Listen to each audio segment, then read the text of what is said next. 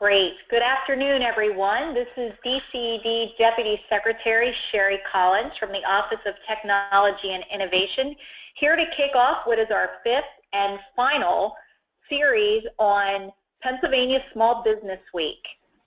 The Pennsylvania Department of Community and Economic Development and our partners have been celebrating Pennsylvania Small Business Week during National Small Business Week this past week.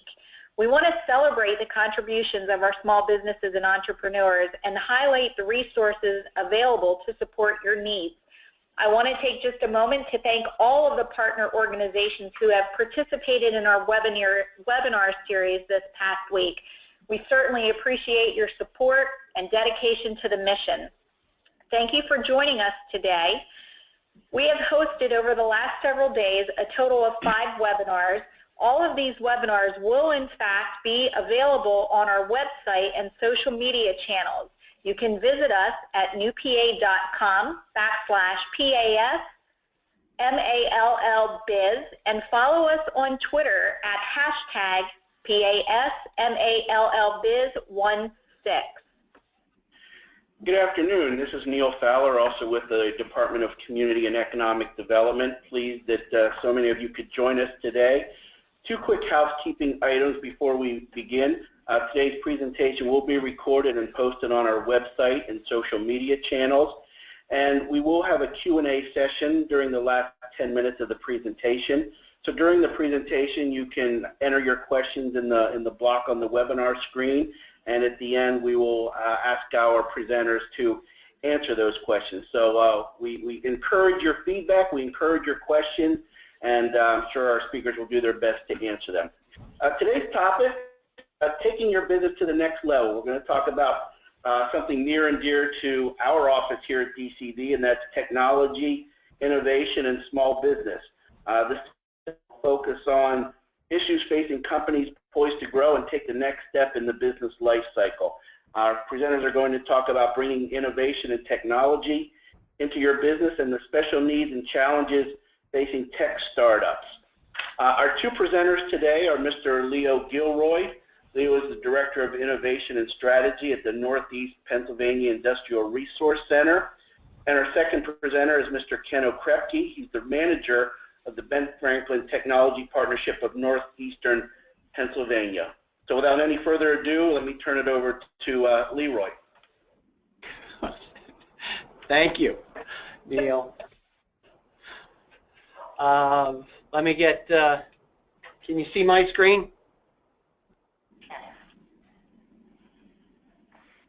Your screen is displaying. Okay, good. Thank you. All right, well, welcome. I thank everyone for the opportunity to speak today on innovation. This is a topic that's near and dear to my heart. And so specifically we'll be talking about open innovation, which is kind of a relatively new term coined back in 2003. Just to start the presentation, let me get my agenda up. So we're going to cover a little definition and history, talk about 9 rules, and this is something that, some content that's been in Forbes magazine and Harvard Business Review, just an approach to open innovation. There is no one approach, but this will give you some good guidelines or framework to follow. We'll look at partners and resources. So this is where innovation, open innovation, call it, will go 2 ways, either in and out of the organization. Talk about universities as a resource for innovation. And then additionally take a look at, where else you could go or other sources for additional information. So just to kind of start with a definition, what it is. And so when we think about innovation, there's a lot of different ways to define innovation in general. Very simply, we kind of look at it here as something that's meaningfully unique. And so by meaningful, we mean there's some sort of differentiation, or uniqueness is it's differentiated, and meaningful means it's valuable. So you have some market or buyer out there that's interested and willing to pay money for whatever your idea, invention is. Open innovation is a little bit different in that what you're looking at is both information or intellectual property going in and out of, say, the organization. It says here on the screen, it says the paradigm assumes that firms can and should use external ideas as well as internal ideas, and internal and external paths to market. So this is where we're not just focusing on an organization's kind of single expertise, but looking to partner. And what this does for organizations, it minimizes risk, and also adds to diversity, which is helpful as far as increasing your probability of success. Where does the term come from? Dr. Henry Chesbrough is a co-founder of Open Innovation Community. It's a resource that I'll reference at the end of the presentation today, but he's the guy that really coined the term Open Innovation. He's an executive director of the Center for Open Innovation at Haas School of Business at Berkeley.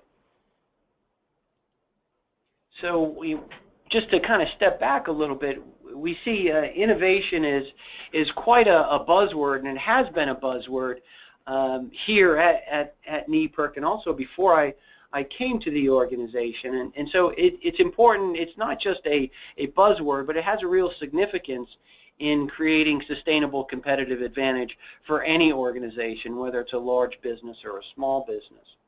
And at the end of this slide, there's a quote by Michael Porter from Harvard. And Porter is probably, I would say, in my opinion, the leading expert on strategy globally. He says that a nation's competitiveness depends on the capacity of its industry to innovate and upgrade. So, and this is dynamic. Innovation isn't something that just happens once. What you're trying to do is maintain a sustainable competitive advantage over all of your competitors. So it means you have to continuously innovate. It's not a one and done. So the content I'm going to move into next is the content that I got out of Harvard and Forbes, and it's this 9 rules, 9-step framework that I think is kind of interesting. And from this, we'll kind of highlight, some of the sources or ways to think about open innovation. Rule 1: innovation is never a single event. And so this is, I think it helps for anybody going down this path to have a realistic timeline or expectation, in that it can take a lot of time. Rarely is it an event that can happen in a very short period of time. So that means there's going to have to be an investment, there's going to have to be an investment in resources, time, manpower, money, and it's not something that's going to happen instantaneously. So be prepared for the long haul on this one. The other thing, moving on to Rule 2, it talks about it's a combination. I think for many years, organizations thought that, they had to have the best idea within say, the 4 walls of their organization. And more, to mitigate risk and increase probability of success, going outside the 4 walls of the organization. And that's kind of the combination of, say, organizational expertise. Talking about, penicillin is referenced here, is that, you have one person that's a biologist who really is at the beginning of the invention of penicillin, but the biologist can't do it alone. It's a combination of different skill sets. So when you're looking at, innovation in general, whether it's internal or external, look for multiple disciplines or multiple levels of expertise. And we'll talk a little bit more about, just when we look at innovation in I want to say in a classical sense, a lot of times we see organizations, the focus on expertise primarily comes from, say, engineering and R&D, typically for larger organizations. And I think that more organizations are saying, how do we add to that or diversify that level of expertise either within or outside the organization? And so that's kind of a little bit of a shift. So think about that, is that even within your organization, you can have some incredibly bright, talented people, but you still want to go outside the organization to kind of enhance the different ways to approach a problem, and different skill sets. So that combination is incredibly important. And then it comes down to asking the right questions, and there is no one place that that occurs, and so it's not just the the R&D facility. It's conversations at work. It's conversations outside of work, and it's kind of I'll use the word over and over again, but it's also diversifying your sources of information. One of the popular books out there that looks at innovation and skills, called Innovator's Dilemma. Clayton Christensen, probably one of the leading experts in the world on innovation and disruptive innovation, starts to identify different skills and behaviors. And one of the behaviors you want is networking. And what that means is, getting outside of talking to the people that you would normally associate with.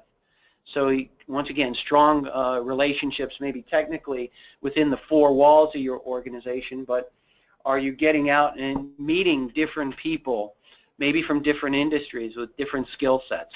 So that helps you to understand, I think, problems a little bit better, and then kind of understanding how to ask the right questions.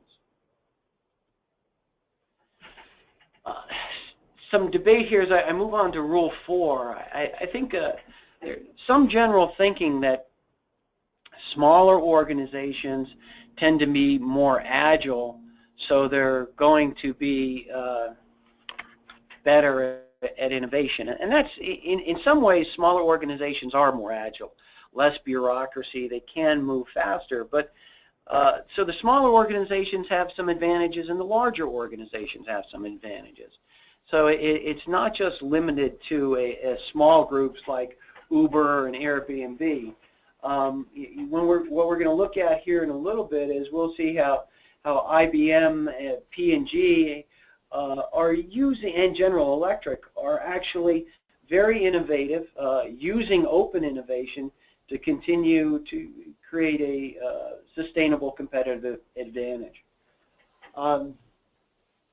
From that, looking at Rule 5 in the 9 rules, leverage open innovation to expand your capabilities. An interesting story here, we're talking about Microsoft when they launched Connect, very popular product, but in that space, in the software space, they attracted a lot of hackers. And what was kind of interesting is that instead of asking them to, or trying to prevent them, they kind of embraced them. And so it's once again thinking outside of your normal, or say thinking outside the box a little bit, and embracing this group, and I think using them as I think Apple has done to access, or I say access, or create a different ecosystem where people were thought to perhaps be enemies or competitors. Now you can use them to your advantage.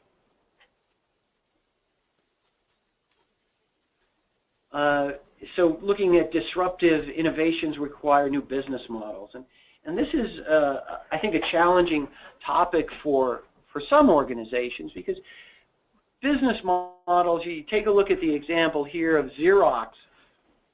You're just looking at the challenge was selling something, and changing the business model to leasing made a big difference. And I think this is important as we start to look at innovation more broadly within an organization, talking about innovation outside of the product space, talking about innovation in terms of business model innovation, customer service innovation, system innovation, network innovation. There's a great book out there called The 10 Types of Innovation, which I think is important. And here specifically, I can relate a story here, is that talking to organizations about innovation and different types of innovation, business model innovation typically isn't a kind of an idea that comes out of engineering or R&D. It comes out of the business side of the house. It's accounting and finance. And when I've talked to people about this, is that the engineers or the R&D people will say, wow, now I know why, or I can provide a reason why to invite the people from the business side of the house. And it's just a different way to think. So you can innovate across multiple dimensions. Business model is just one of them. Having said that, don't limit it to one type of innovation. Where you create sustainable competitive advantages when you can combine multiple types of innovation. So it makes it difficult for competition to replicate multiple types of innovation. So with an innovation, if it can be made up of multiple components, it can be product innovation, it can be process innovation, it can be business model innovation. When you start to innovate along multiple dimensions, that's where you begin to create sustainable competitive advantage. Moving on to Rule 7, innovate to the core. So this is the 70-20-10 rule developed by Chris Zook from Bain, talking about innovating from the core. And what that really means is what you're going to do is, and this is kind of how you manage risk, and I want to say more balanced look at risk, but allowing a portfolio or developing a portfolio of perhaps innovative products and services with different levels of risk, where you're focusing 70% of your resources on improving existing technology. So that may be kind of incremental innovation, and the risk level is lower in that space. And then 20%, your focus or effort is going to be on adjacent markets. So it can be getting new existing products to new markets or new products to new customers. So there's some of the examples of adjacencies. And one may be slightly easier than another, but what makes adjacencies easier, or can make them easier, is that if you're selling new products to existing customers, you already have a relationship. And just having that relationship makes it easier. Not easy, but easier. So those adjacencies are important. And so that it's hard, but it's not as hard as, that new markets, new products, new markets. That's the big challenge, and that's the 10%. So that you're not betting a lot of your money on taking one big swing. You want to take multiple swings and have a portfolio of products or services that you're developing. And then in the digital age, we need to use platforms. So I think Apple, Apple does this really well. When you look at their app store, there's apps that they have, that they sell, and then there's a lot of third-party apps. So what they've done is they've created a platform for other developers to use. It's not proprietary to Apple. What they've said, hey, we can use it, and they carve out products or services that may be higher margin for them, and then extremely low margin, high volume stuff, apps, they let the app developers do that. And so Apple acts as a middleman in there, taking their percentage while having that platform for developers to work off of. So they're sharing the platform, they're taking what they believe is strategically important to them, and then opening it up to the rest of the developers out there. And then Rule 9 just talks about collaboration and just how important that is. And one of the say, focuses here, discussion, when I talk about innovation, there's a good NPR podcast that looks at academic papers and how many people are on academic papers now. And what you're starting to see is that the number of people on an academic paper is increasing significantly because there's more people contributing. And so moving away from that mentality of the lone genius coming up with the idea, leveraging the collective knowledge of the group, incredibly important. So that's kind of a framework, something to think about for open innovation and the 9 rules. Now looking at partners and resources, and I differentiate partners and resources from the universities because with partners and resources, the intellectual property or product and service flow is both ways, where universities it's typically one way. So IBM is a great example. You can go, they have a space at their website, and you can, not that I've provided intellectual property to IBM, but there's an ability to share intellectual property or look for what intellectual property is needed by IBM. So it's a marketplace. What they're doing is providing a kind of an intellectual property marketplace for innovators or buyers and sellers to come together and try to solve complex problems. So IBM is looking to sell intellectual property that doesn't fit their long-term goals or their strategic needs. So they're looking to sell it, and then they may have gaps in their current technology portfolio, so they're looking to bring technology in or intellectual property. And most of these organizations operate in similar fashion, whether you're looking at GE or IBM, they're all creating marketplaces to trade, buy, or sell intellectual property. P&G's is probably one of the more, say, popular ones, and they've branded that Connect and Develop. But you see, they've increased their partners. So it's at the start, P&G had 8,200 people working on innovations, 7,500 inside the company, 400 suppliers, 300 external, and you can see how that's grown. Air Products and Chemicals also doing the same thing. So this is becoming very popular. So once again, it's a source, or they've created marketplaces for organizations to look at to trade intellectual property. With the universities, typically what they're looking to do is they have intellectual property that they're looking to license. So you can contact the Office of Technology and Licensing at many research institutions. I've listed a couple here inside the state of Pennsylvania. Clearly there's other resources outside the state of Pennsylvania that you can tap into. So towards the western part of the state, you can look at Carnegie Mellon, right, over 350 licenses. So that means that they've licensed, that's 350 licenses for their technology. And so I would imagine, in my experience, you have the opportunity to exclusively license, or you may have an opportunity to exclusively license technology. That may have a higher investment or expense cost requirements. So Carnegie Mellon is one organization or one university. Penn State is another. Fairly large IP library, over 788 patents have been issued, 39 in 2012. And then I also included Lehigh for the eastern part of the state.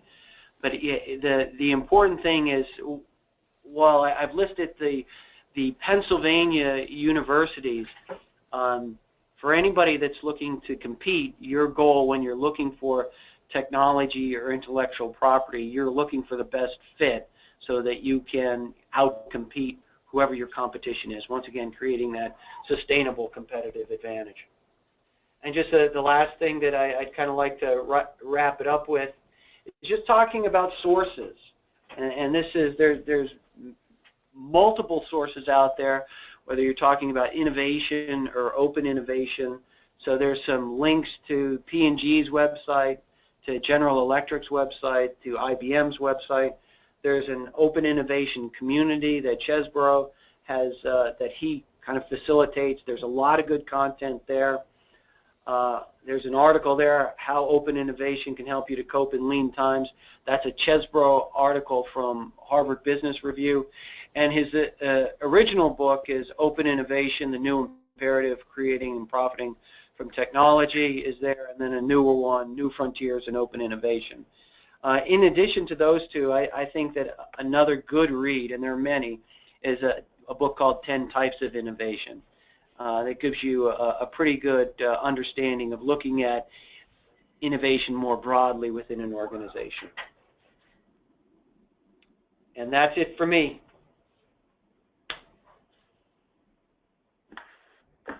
Thank you very much, Leo. We'll transition over here to our next presenter, Kendall Kresge. Okay, Amy, thank you very much for that introduction.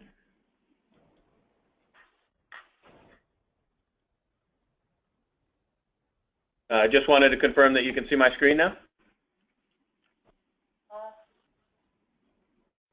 Can you tell us what you're showing on your screen? It is the cover slide for the presentation. Can you try clicking to the next? Yes.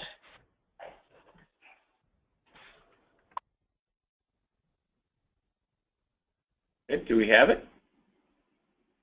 I apologize, there's some, yep, we can see it.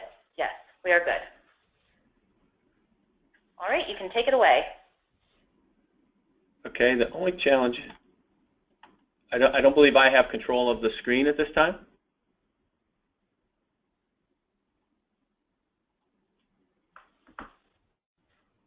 Nope, you do have control of the screen. Okay, I do now. Okay, thank you very much. Well, Amy, thank you for that introduction, and let me first tip my cap and say congratulations to the Pennsylvania Department of Community Economic Development for leading the discussion on technology innovation and helping small businesses grow in the Commonwealth of Pennsylvania. Again, my name is Kendall Kresge, and I'm the Regional Manager for Ben Franklin Technology Partners of Northeastern Pennsylvania. What I hope to do with you here today for the few minutes that we have is talk to you a little bit about some of the strategies you can use to raise additional capital, to help to acquire customers, and manage your business and the growth opportunity that's before you. If we start out just with a simple quote from Andrew Carnegie, one of the more famous entrepreneurs in the Commonwealth, you see here that if you want to be happy, set a goal that commands your thoughts, liberates your energy, and inspires your hopes. And I fully believe that if you're on this in part of this discussion here today, that you found that one idea or item that you believe is a great opportunity and will drive the fullest of your attention and energy to help you to move that business opportunity forward.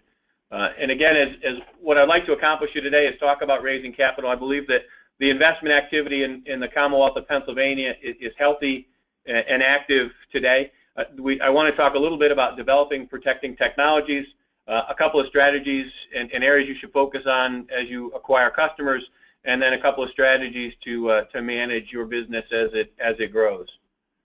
So when we talk about raising capital, if you started your business, you know that you've raised that initial round of capital from your friends and family and from your own wealth.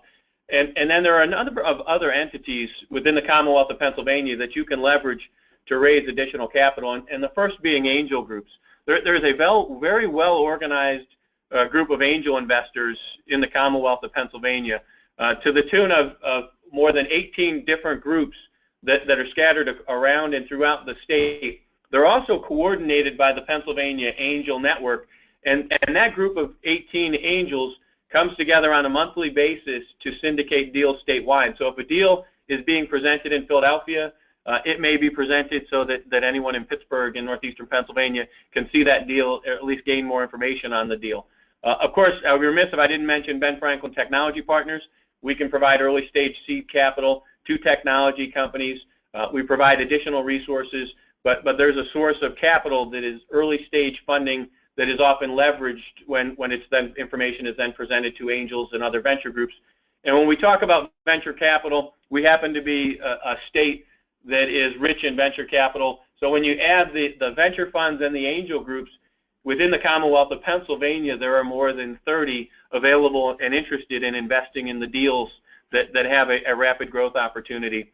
And then I just note here as well that chambers of commerce, in northeastern Pennsylvania, the Scranton Chamber has a fund specifically set aside to support smaller growth businesses in an entity called Metro Action. And then when you look at the funds, their economic development arm of the Scranton Chamber is SLIPCO, and the Hazleton Can Do has a development fund as well to help companies identify resources to support either equipment or facilities. And then I close out this thought on raising capital to talk and just mention the changes in crowdfunding. You now have an opportunity to raise equity capital on the internet, and specifically this month is the trigger point that allows that to become a viable option. You also have an opportunity to raise capital from investors that are not angel investors, that are unaccredited, meaning they have a net worth of less than $1 million, at this time. So the landscape for crowdfunding as it relates to early stage technology companies is changing. There's a little bit of a caveat there and a little bit of a warning. As you bring investors who maybe don't have the industry experience or the net worth to absorb that loss, there may be challenges down the road, but it's a great opportunity for entrepreneurs to now raise capital in a way that they never could previously. So then we talk about protecting your intellectual property, and a couple of quick thoughts associated with protecting your intellectual property. Number one, what are you doing to protect it? Whether you're a restaurant protecting your recipes or you're the next medical device company, what is your patent strategy?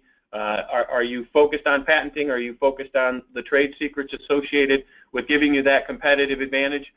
Clearly, the most famous trade secret in the United States would be the recipe for Coca-Cola. But when we talk about patents, know that through a provisional patent, you could protect that idea for a full year before you decide to spend and expend the funds to put out what would be the full patent application. And the rules for patenting and protecting technology have evolved most recently in the sense that it's no longer the first to develop an idea, but it's the first to submit a patent to the patent office. So I think you need to be aware and work with your intellectual property attorneys, your IP attorneys, to make sure that you can protect the position you have, so that as you grow and you launch, you have given yourself a competitive advantage in the marketplace.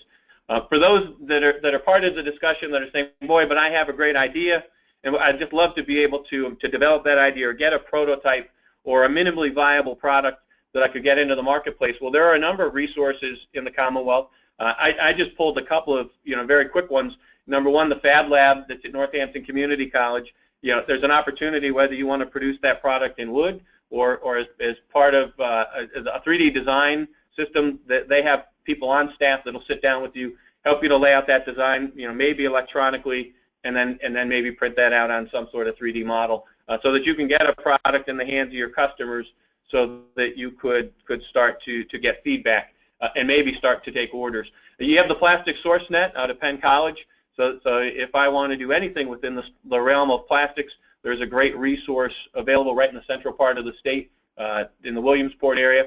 And then there are additive manufacturing facilities spread all throughout the Commonwealth of Pennsylvania, so that if I want to print a document or a model of a product or a unit, I could very quickly and easily do that. In many cases, they're embedded within colleges and universities. So for example, in the northeastern corner of the state here, we could go to Wilkes University or Keystone College or the University of Scranton or any of the Penn, working with the folks at the Penn State campuses to produce a prototype of a unit that I could then show to customers or start to get feedback on how I can improve my product. So if you're interested in developing a prototype, you have resources within the Commonwealth to allow that to happen. And then the third point to be made here is really around the technology roadmap. And I would encourage any entrepreneur to make sure that you thoroughly have this designed and vetted, because what happens, whether you're building a mobile app or whether you're building a website or whether you're building a medical device, the key is to have clarity as to what the services and the attributes of the product are, and then get that in the hands of the individuals that are going to develop it, so that you can clearly understand what the scope is, the timeline, and the cost associated with that. Because what happens is entrepreneurs start down this path without having a fully vetted technology roadmap, and then what happens is the scope creep extends, and both the cost and the time to go to market continues to creep out, and they all cost more money. So when we talk about sales, I'll shift quickly. You have a famous quote from Henry Ford: "If I'd asked people what they wanted, they would have told me a faster horse." And so often entrepreneurs come to me and they want to tell me all about their product. They want to tell me about the attributes of the product or why their customers think that the product is going to be valuable. And I want to stop for a second and say, wait, tell me more about the unique selling proposition of that product. How does the product give you a competitive position in the marketplace? Clearly Henry Ford wasn't going to make a faster horse, but he was going to make a product that provided a set of services to his customers. And so you need to understand not what your customers want, but what they're willing to pay for. I also want to note that you're driving all of these actions toward a repeatable sales process, right? Because entrepreneurs will come to me and they'll say, boy, I have these 2 customers and they want to buy my products. In many cases, they're relationship sales that people, want to help to prime the pump in some way with the entrepreneur. But the entrepreneur needs to understand that I need to be driving toward a repeatable sales process, something that allows me to sustainably grow the business, and more importantly, that I can bring in another person to then pick that process and continue to add sales, because sales drive revenue, which ultimately allows you to grow the business. So as you're gaining those 1 and 2 sales, realize you're trying to drive toward a strategy that allows for a repeatable sales process. And then the third point, it's directed toward the target customers and the cost to acquire customers. So specifically, who am I targeting? Whether I'm at the idea stage or I'm in the process of marketing and promoting my product. In many cases, people will come and very broadly, generally talk about, I want to sell to healthcare, or I want to sell to doctors. And what I would say is you need to drill down to understand what are the characteristics of that customer very specifically, because what you want to do is understand who you are marketing to, who you are targeting your product toward, so that you can figure out what is working and what isn't working, because in the end that all ties back to the cost to acquire a customer, right? So you need to understand specifically, if you want to go raise additional capital, you need to understand how much does it cost me to acquire a customer, and then how much revenue do I derive from that customer, and then the two lines will eventually cross to a point where you will have a profitable company.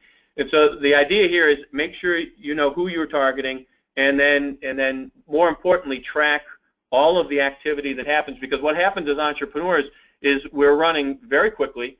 We're trying to manage, if you're manufacturing a product, the manufacturing process, the customer leads, the sales process, the customer service process. You're wearing many different hats, and what happens is sometimes we forget to track what's actually happening within the process of the business, and you start to make assumptions. And what you want to be able to do is you don't want to make assumptions. You want to make decisions off of data that allows you to strategically grow your business. So then I want to talk, in the next 2 slides about managing the business. The first is really around the financial management of the opportunity here. And it sounds like such a simple thing, but it's probably where entrepreneurs have the most challenge. It's about collecting the data and presenting it in a way that allows you to make good financial decisions. And so the pro forma, the income statement, and the balance sheet, are basic standard documentation. But what happens is, as an entrepreneur, we tend to worry about sales, and if we have enough cash at the end of the month, we keep moving forward. And so where I see the majority of the entrepreneurs I work with having the challenges is in this point here, because it's different to have an accountant collect your data and make sure you stay compliant with your payroll taxes and the other taxes associated with running the business. It's another thing to have a part-time or a full-time CFO working with you to set budgets and projections and help you manage the business in a fiscal nature so that you make good decisions based on how you want to grow the business. And of course, that means you need to track this data on a monthly basis. And then the last point here is make sure you know your numbers. Because what happens is entrepreneurs are so busy talking about the product and the features associated with that product. It's amazing to me how many times we ask an entrepreneur, how many sales did you have last month? How many sales more last month did you have than the previous month and then the previous quarter? And they don't know that information. And it's very hard to manage a business if you take your eye off of the ball that is specifically the financial numbers that are tied directly to the revenue that is generated from the organization. And then we shift gears here and we talk a little bit about the management team. There are 3 things extremely hard, steal a diamond and to know oneself, and that's a quote obviously from Ben Franklin. And really knowing oneself knows where your strengths are and where your weaknesses are. And so what I would recommend to all entrepreneurs is understand, because every entrepreneur thinks that they can manage all of the components of the business because they see a big opportunity here. The key is to insert the talent around you so that you can grow that business.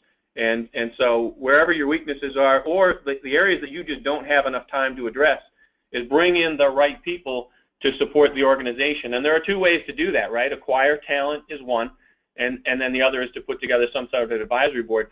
On the talent acquisition side, I think one of the challenges many entrepreneurs face is they say, boy, I can't afford that person. I'd love to have a vice president of sales, but I just can't afford it. You can see how much money I have in my bank, how much money we've raised. That person wants a 6-figure income. I just can't afford it. And it's a misnomer, because I would be willing to bet whether I'm in Erie or Johnstown or Pittsburgh or Philadelphia or Scranton, Pennsylvania, I know that there are people who would be willing to join your company. The key is the deal structure needs to be right, and they have to believe in your business opportunity. But whether it's having that individual accumulate an equity position within the organization or receive some sort of royalty stream, there are people who are within your communities who would help you grow your business if the right deal could be structured. So sometimes entrepreneurs forget that, and then they never pursue that as an option. And then the second option is to put together an advisory board, and I would highly encourage that every entrepreneur puts together an advisory board, because it allows you to surround yourself with people who've already made the mistakes that you're going to make.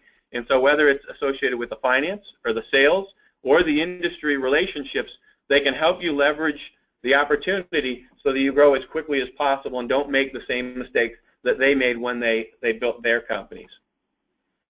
And so I give you a list here of entrepreneurial support programs that are available as part of the fact that you're here in the Commonwealth of Pennsylvania. And I'm just going to run through these in a very, very quick order here, but it helps you understand that the Commonwealth of Pennsylvania is committed to business growth and supporting entrepreneurs as you try to drive your business. So the first one is the Keystone Innovation Zones. There are zones strategically located throughout the Commonwealth of Pennsylvania. If you're a technology company less than 8 years old and you locate in one of these zones, it gives you access to resources within colleges and universities, and then almost as importantly, access to a tax credit that could generate $1,000 or $100,000 in cash for your business. In Luzerne and Lackawanna counties here in the northeastern portion of the state, last year $2.2 million came back to technology companies so that they could continue to invest those dollars in their businesses. If you're building a technology company, then you're investing money in R&D. If you're a software company, you're still investing in R&D. So you have a tax credit available, I believe, is up to 25% of the capital infusion that you put in your business.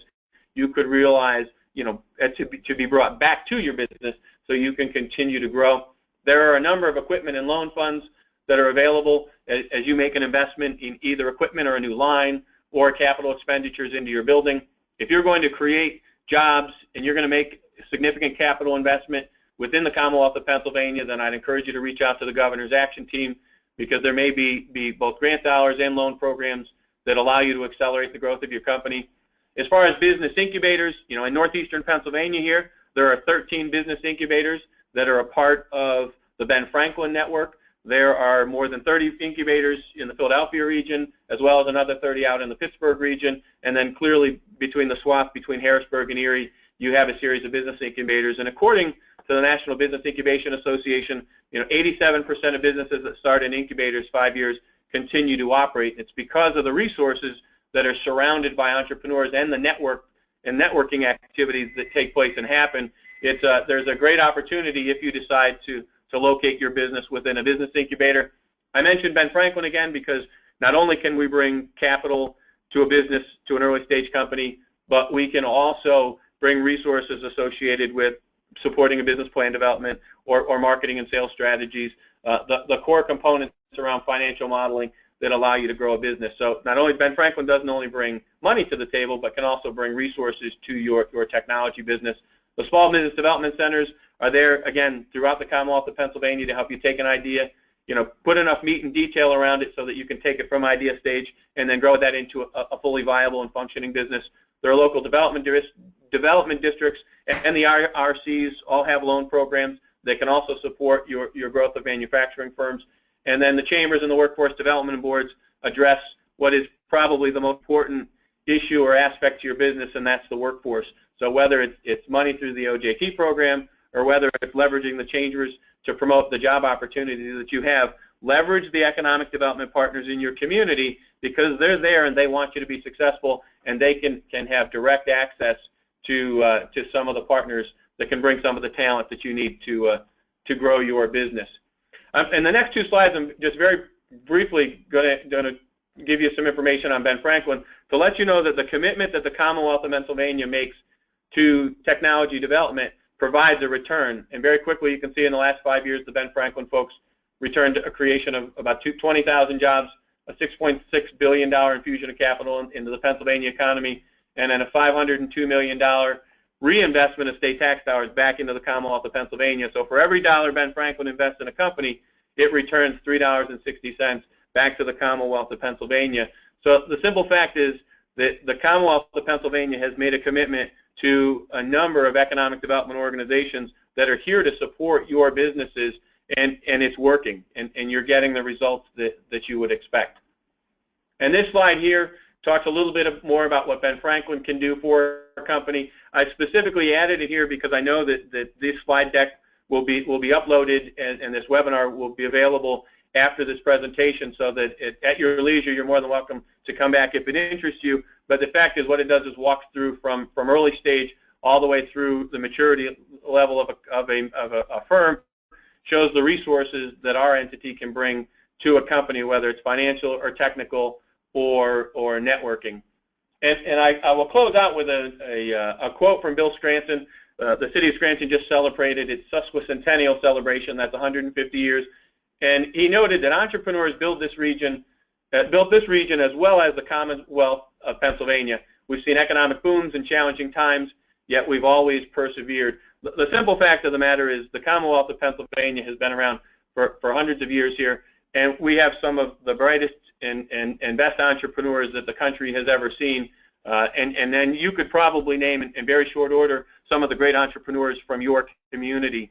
So my recommendation is to leverage the economic development resources that have been made available by the Pennsylvania Department of Economic Development to help your business grow and thrive in the Commonwealth of Pennsylvania. And we're committed to high-value jobs through technology and innovation, and my contact information is there, so you're more than welcome to call me at your leisure. Again, my name is Kendall Kresge, and I'm the Regional Manager for Ben Franklin Technology Partners of Northeastern Pennsylvania. Great. Thank you so much for that presentation, Ken. We'll be opening up for questions at this time. Reminder to our listeners who are on the line, you're welcome to enter your questions into the question box on the webinar toolbar. So just to get us started, question that actually I think both Ken and Leo can take a turn at answering.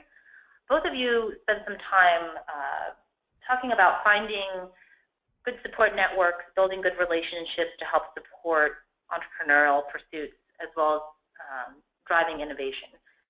For small business owners and entrepreneurs who are looking to build out that network, they're so focused on running the business. Do you have any tips or tricks for how they can reach out to build that support network? What are some effective ways and tactics for that? Okay, this is Leo. I'll take a shot at it. So in networks, it's kind of an individual thing. So one way, look at to build your network, attend industry trade shows. That would be one thing. On a local basis, depending on what your preference is, your ability to finance participation in networks. So you have a YPO, Young Presidents Organization, Vistage. We run an executive network here where you get together with people that face similar challenges, and what you may find out is they may not be the final connection, but these people may be an intermediary, an intermediary that they can then hand you off to somebody else. Well, I ran into, for an example, I ran into a problem, a little while back, and so helped me.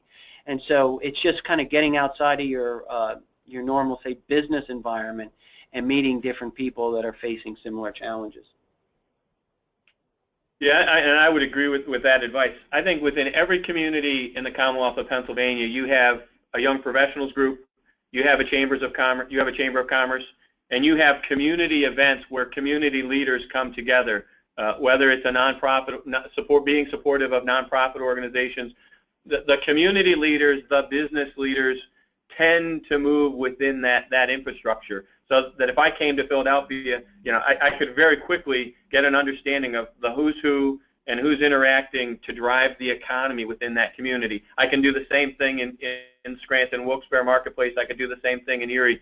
It doesn't take me long to understand who the power brokers are and who's driving the organization and which organizations are playing a leadership role within the community.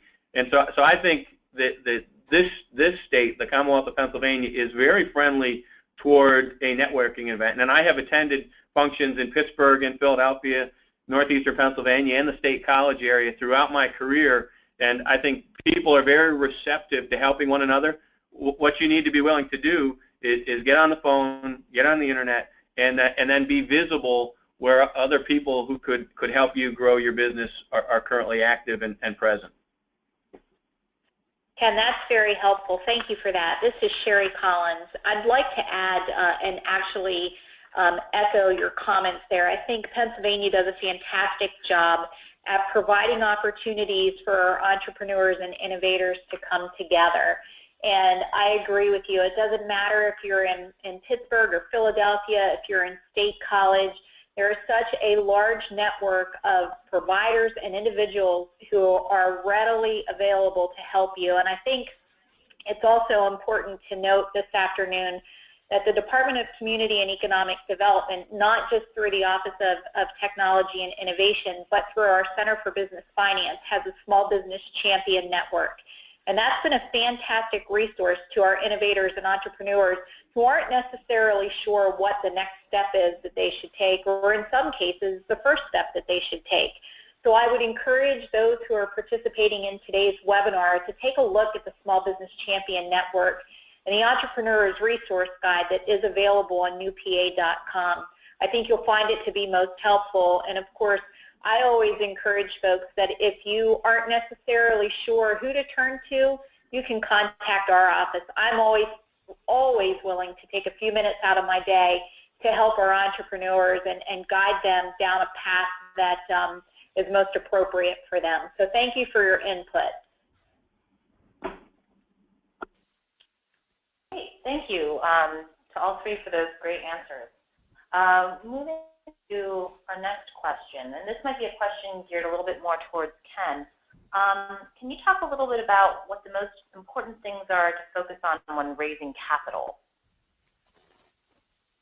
I think when we talk about raising capital, the first thing is to be able to articulate the skills and the talents associated with the management team, and then understanding what that unique selling proposition is. As I noted before, I think the biggest challenge is entrepreneurs, they're so passionate about the technology or the product that they've developed that they want to talk all about the feature sets and why it's a special product, as opposed to why the product is going to have a pronounced and profound impact on the marketplace.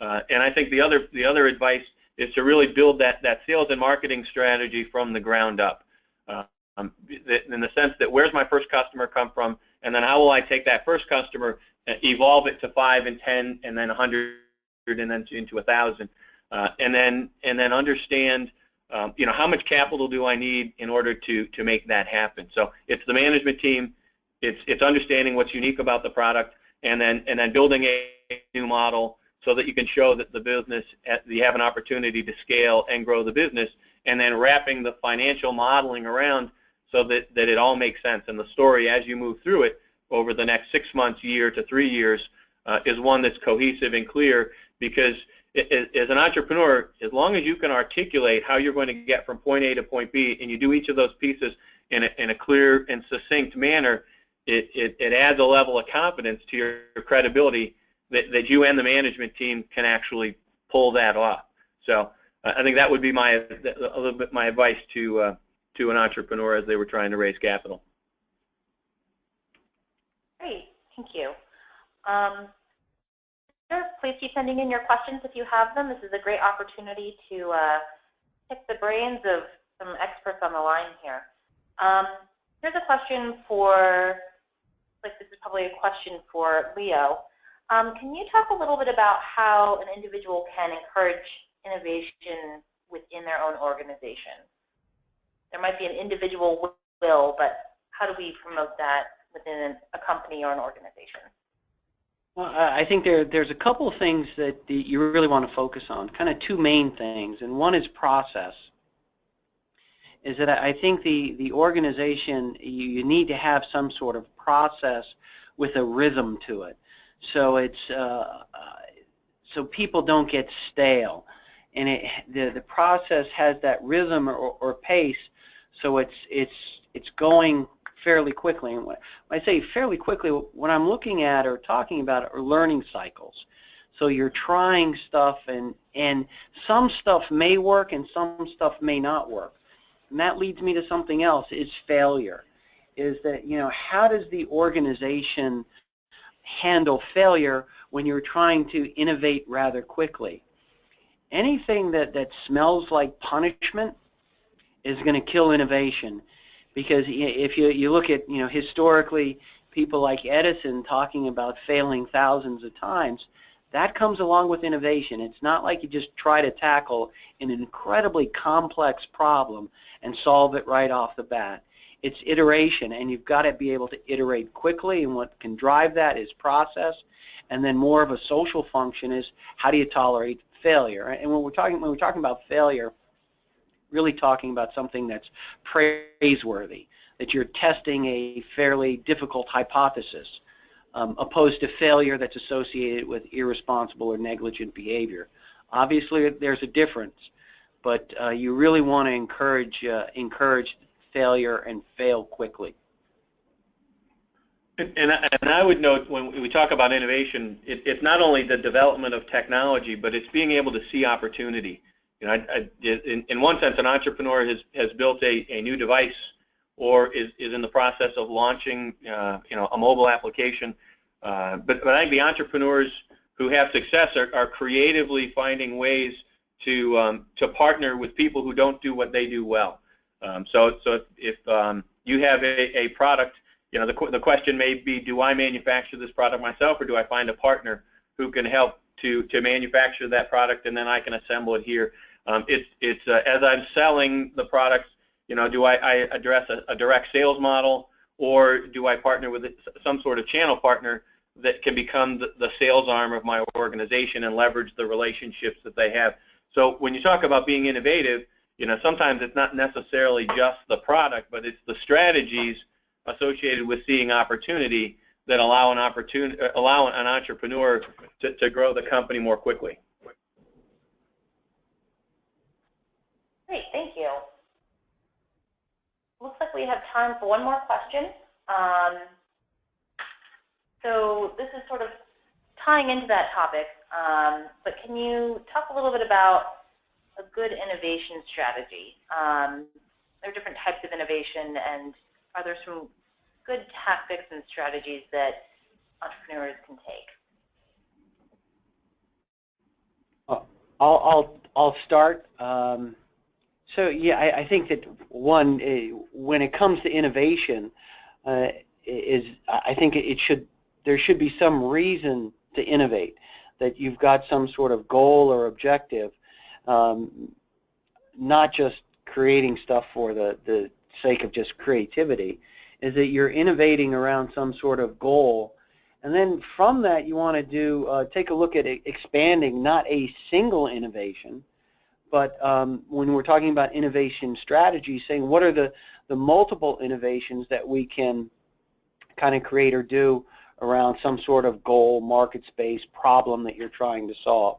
So it's not a singular solution, but it's perhaps a portfolio of innovations in a specific area or market goal, something like that, with boundaries. What you're going to do, what you're not going to do. Sorry. No, that's no problem. And what I would add is leverage the assets within your organization. One of the best resources could be the sales team, right? Because they're interacting with your customers on a regular basis. So it's not just the team that's in the lab, doing the hard science, but it's the people, all of the different departments or areas or components within your business have a touch point on either the product, the sales process, or the implementation of the product. So it's listening and hearing the feedback from all of the components within your business will allow you to see opportunities that allow you to innovate and be stronger. All right, thank you. And it looks like we are at the 1 o'clock hour, so we'll be wrapping up here. Thank you to both of our presenters today for your excellent information. Just a reminder to our participants that this webinar will be recorded and a link will be sent to you this afternoon, and it will be posted on our newpa.com/PA small biz website, along with the rest of this week's webinar. I encourage you also to consider signing up for our small business newsletter on the same website and stay up to date on the latest small business news and opportunities. And with that, we'll close today's webinar and thank you for your participation. Thank you. Thank you.